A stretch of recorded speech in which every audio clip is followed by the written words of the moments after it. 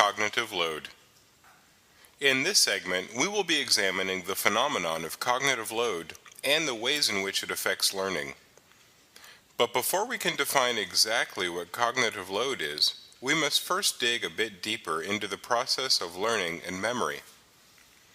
Earlier, we learned that cognitive scientists have defined 4 factors involved in effective learning. We've looked at the dual channels of information processing and examined how the dual channel phenomenon impacts the design of media. We will now turn our attention to the next 2 of the 4 factors of learning.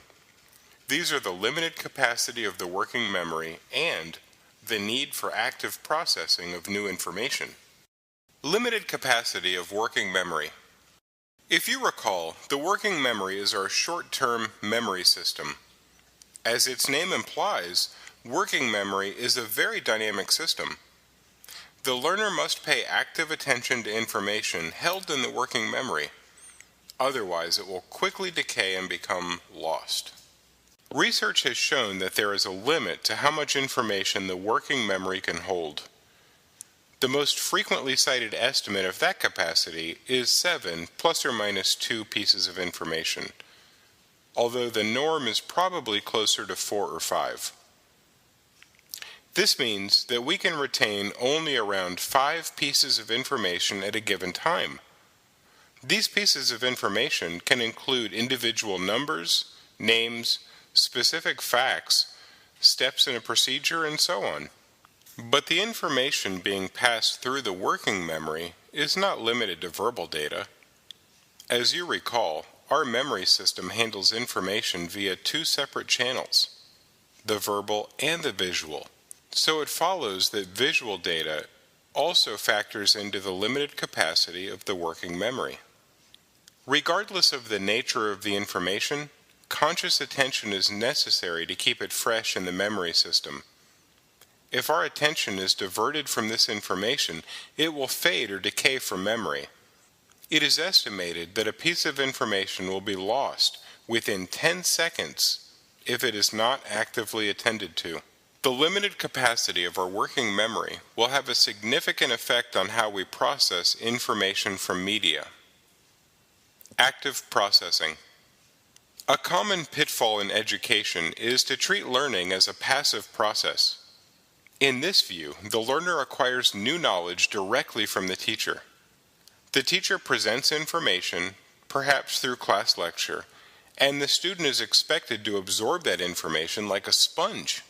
In reality, learning is a highly dynamic process. As new data enters the memory system, the learner sorts, judges, and compares the information with existing knowledge.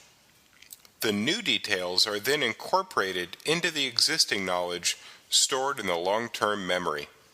Research into memory has shown that information in long-term memory is arranged in groupings known as schemas. A schema consists of all the memories and knowledge related to a particular subject.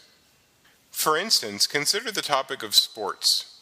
Your sports schema would be made up of all of your favorite memories and knowledge on the subject of sports.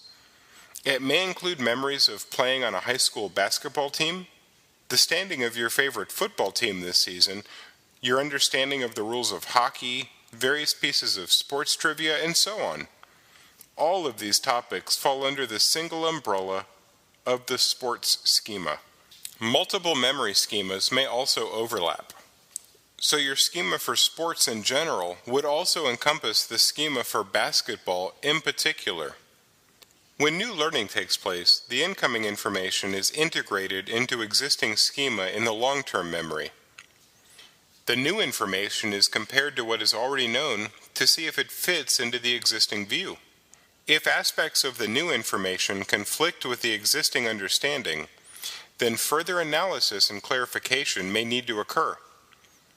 If information is unclear or presented in an unorganized manner, then mental processing will likely require more effort on the learner's part. Defining cognitive load. The total amount of input that is being pushed through the working memory system is called cognitive load.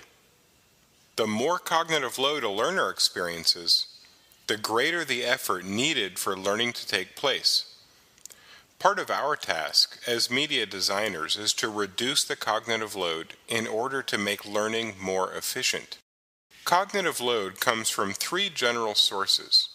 Much of it is simply the result of the lesson content being processed through the working memory. We call this the intrinsic cognitive load, and it is a fundamental part of the learning process. Intrinsic cognitive load is mostly outside of our control. Complex subject matter is going to be complex no matter what, by its very nature. But clearly written lesson content and meaningful graphics can at least keep the lesson from being more challenging than it needs to be. In addition, there is the cognitive load that results from the integration of new information into existing schema. This is known as germane cognitive load.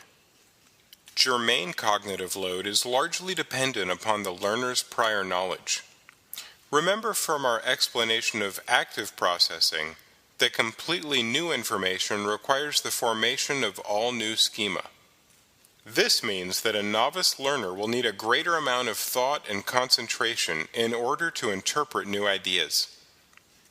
But a more advanced learner already has well-established schemas on the subject, and so it requires less effort to master related concepts.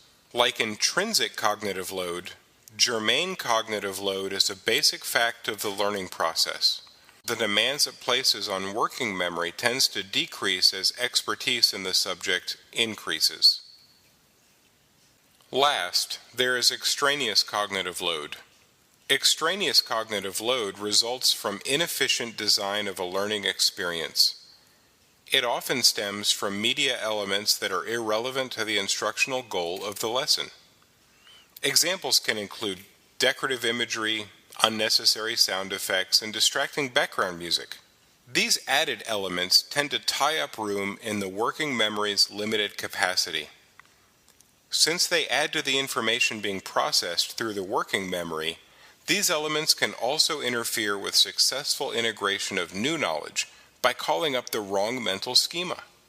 Fortunately, extraneous cognitive load is the one source over which we do have a great deal of control. In the upcoming segment, we'll look at strategies for reducing the cognitive load in our instructional media designs.